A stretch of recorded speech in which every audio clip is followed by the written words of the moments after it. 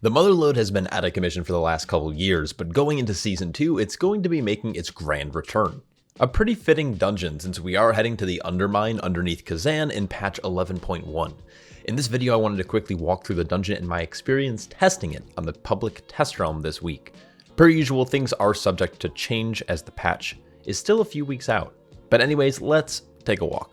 If you played in BFA, you'll recognize a lot of mobs in this dungeon, but many of the early trash mobs were slightly reworked, some more than others. For example, the refreshment vendors still deal their damage through their channel, Ice Spritzer, but instead of stunning players at the end of the channel, it'll stun them once the channel starts. Similar to the corpse harvesters from Necrotic Wake. Thugs, on the other hand, have had their knockbacks increased exponentially, making players need to be a little bit more aware of their positioning. Assassins received almost no changes outside of a renamed ability, and the mech jockeys don't seem to absolutely destroy players with Grease Gun anymore, which is cool. The biggest change is a complete overhaul though to the mechanized Peacekeepers. Back in the day, these were basically free percent since they dealt almost no damage. A common strategy back in the day was to force mech jockeys into the Peacekeeper suits and then just pull them from pack to pack. With the trash changes throughout the dungeon, I highly doubt you're going to want to do this now. The tear gas will need to be avoided at all costs because it's absolutely lethal. Also, every successful melee attack on the tank will deal high group damage. Any more than one of these can easily lead to a group wipe. I personally did find it a little bit easier to go right at the juncture, since there are less mech jockeys and the packs tend to be fairly spread out. You can definitely go heavy on the trash here still if you want, but the rest of the trash changes throughout the dungeon may convince you otherwise. Once you're at the first boss though, it's going to be probably pretty fun for a lot of players. They definitely made some improvements here. The fight starts with a knockback plus some damage, and this is what the healer really needs to be countering. The boss will now aim a frontal at any player instead of the tank, so your group does need to be ready, but one of the biggest changes that we're seeing is that coins and coin magnets now have a visual indicator, and the boss can now be moved during the channel, which is a huge relief. Tanks of old will remember how frustrating this boss was to position. The best part of this fight though is the massive damage amp you gain. The boss will now spawn 6 soccer bombs. These need to be kicked back into the boss by clicking on them. Each one that connects causes the boss to gain a 25% damage taken increase for a few seconds, and this affects stacks. So the key to this is to kick 5 of the balls in really quickly, and then hold on to that last ball to extend the damage amp. If you can pull this off as a group, the boss will fall extremely quickly. The last thing is not to let the boss gain any coins. Each stack of the coins that the boss consumes with the coin magnet will increase his damage dealt. Anyways, after the pummeler falls, there's a bunch of earth shapers and extractors. These pulls are mostly the same, except I don't remember extractors being this obnoxious and this prevalent. And obviously there's like clearly more of them. I found it best to double up the right hand side. There are a couple of casts in these pulls, but it's not too difficult to lock down with good kicks or CC. And then the extractors now deal some insane damage through group effects, but it can be avoided. For some reason, the swirls that they spawn during their channel have difficulty spawning on non-flat terrain, so if you stand up near a cliff face, you can avoid most of the chaos. A couple of pulls later, including a nasty mini-boss, you'll be facing off against Azarok. This fight has changed slightly. Back in the day, it was essentially a target dummy if you were able to control the fight properly, but the premise of this fight is you're going to want to focus down the ads or keep them crowd controlled. Azarok will empower one of the ads that are active every once in a while with Azurite, causing them to take 150% more damage. The key to this fight is really defeating the empowered ad as fast as possible. If he happens to cast Resonant Quake while an empowered ad is alive, it's going to deal additional damage and then apply a lethal dot. So basically, it's just ad control. The annoying part about this fight is that the frontal no longer targets tanks, so everyone needs to be ready to dodge and stay near the boss to make it easier, which can be problematic when trying to kite out the non-empowered ads. Anyways, just cleave everything down and eventually Azarok will fall. Once he's defeated, take the minecart down the hill to reach the next area. They made some of the trash in this area way more manageable. Back in the day, you would attempt to skip the majority, if not all the trash down here, with rogue skips, invisibility pots, or the obelisk from the Awaken effects. There are a couple of new mechanics. For example, Brainstorm from the Masterminds.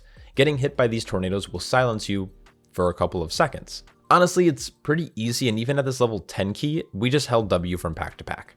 This, at least for me, is one of the worst boss reworks they've done in recent years. This boss fills up the room with Azurite and then targets one of your party members with an Azurite bombardment.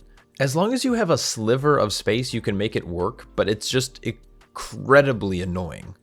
The idea for the fight is that the majority of the room fills up with Azerite, and then it's your job to use Propellant Blast to push the Azerite away. This blast used to be static, but now fixates players, but seems to do less periodic damage. Any player targeted will need to kind of strafe left and right to attempt to clear a bit of the platform. Once 2 players are targeted, the fight repeats. A big reason I don't like this rework is that I don't like how immediate the room fills up. I was looking forward to the Diffuse Magic and Spell Reflect tech as well that previous iterations of this boss offered. Now this just basically weakens my 2 favorite tanks, which are Monk and Warrior. Overall, it's just a really boring fight now, with little player agency. Moving on, and similar to the trash before Rixa, the trash on the hill was actually made a little bit more bearable. The mechs now deal sizable AoE damage, so the healer does need to be ready for this, and the specialists just spawn bombardments that can be avoided. As you climb the hill, you're going to notice that there's mines that are just kind of resting. If you walk too close, you'll activate them, causing them to fixate players until they connect with that player, or they're killed. Surprisingly, they deal a massive amount of damage, so you do need to be careful. The nice little part about this hill is that they did remove a lot of the mobs, making this hill less chaotic, allowing players to hug the left or right side and pull minimal trash. The major change is that they pushed the last pack backwards, making it contain 2 war machines instead. Similar to the Shadow Moon Burial Ground, or I guess even more recently or relatable, Operation Floodgates, the last pack you have to deal with just does outrageous group damage consistently. In higher keys, these are going to be a little nuts to deal with. Back in the day, death running, shroud skips, or shadow meld tech were pretty normal in high keys, but with these new positions, and especially due to Spectral Sight, it's going to be difficult to pull off, and not to mention the death timer. Anyways, once dispatched, you are now on the final boss, Mogul Razdunk. This boss, outside of improved swirl animations, has not changed. A common strategy was to pull the boss to the stairs, and this allows melee players to always have a safe place to dodge if there are bad overlaps with the swirls on top of the Gatling gun, which is a rotating frontal. Ranged players can still stand on the corner of this vent here to avoid the swirls every time. Once the boss hits 50%, the boss will phase, as long as he isn't in the middle of another cute ability, that is. Intermission requires players to deal with a few enemies and destroy 3 bombs, or whatever these things are, in the arena by using the boss to smash them. The one interesting mechanic for tanks to deal with here is the Azerite Heartseeker. It's a tank buster that can actually target any of your party members, but will only hit the first person in line, so tanks will want to stand between that player and the mob.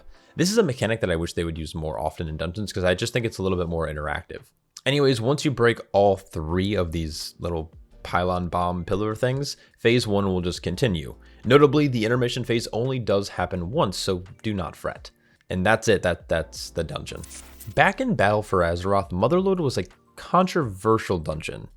It had plenty of rounding opportunities, large pulls, and interesting boss fights, but it also had a lot of issues, with one-shots, cheese mechanics, and high expectations of execution to time the highest level of keys. One thing I think a lot of players were hoping to see in the announce of the return of Motherlode was that Blizzard was going to build upon the pros and alleviate the cons. And I think this rework actually hits the nail on the head for the most part. Large pulls are still possible, and most of the interesting mechanics are still in play. There is counterplay to many of the mechanics like Fan of Knives and Ice Spritzer by utilizing CC and kicks. While the Peacekeeper changes do de-incentivize mech strats, I think it's a positive change despite how lethal they are now. From what I can tell, even grease guns have either been removed or nerfed to the extreme. It's hard to tell looking at the footage, and I'm too lazy to dig through logs. The first and second boss I think are generally better than their previous iteration. Damage amps and mob control I think are always great and fun, especially for DPS who like to jerk off on the damage meters. One of my larger complaints though, and this might be more of a personal thing than anything that's wrong with the dungeon, but I can't help but notice that Blizzard is moving away from tank responsibility, especially on the boss fights, which kind of makes me sad. The reason I'm saying this is that I normally take pride in boss positioning and catering to my group. Aiming frontals into walls or away from my party members was always a skill that I felt was evident in a good tank. Now, on some of these fights, I just feel like a weak DPS. I'm not doing anything impactful besides being meleeed by the boss. There isn't any tank agency in this dungeon outside of the last boss, and even then, it's really just to soak the Heartseekers in the intermission. I mean, maybe I don't remember correctly, but I was pretty sure back in the day, both the first and second boss frontals did target the tank. Anyways, taking this dungeon doesn't feel great only because there's no skill expression. You go from pack to pack, you get meleeed, there's minimal tank busters, and then you either time the key or you don't. Anyways, overall, I think the trash changes are a net positive and generally just great, and the boss design is a solid 7 out of 10. I think going into Season 2, players are going to enjoy this dungeon a little more on the second go-around. But let me know what you guys think. Over the next couple weeks, I will be publishing boss guides, routes, and tips, so if you are sticking around for Season 2, feel free to subscribe. It's free, and you can always change your mind later. Lastly, a massive shout out to all my Patreon supporters, because without their support, I couldn't make videos like this. I hope you're all staying happy, healthy, and I'll catch you all in the next one. Peace.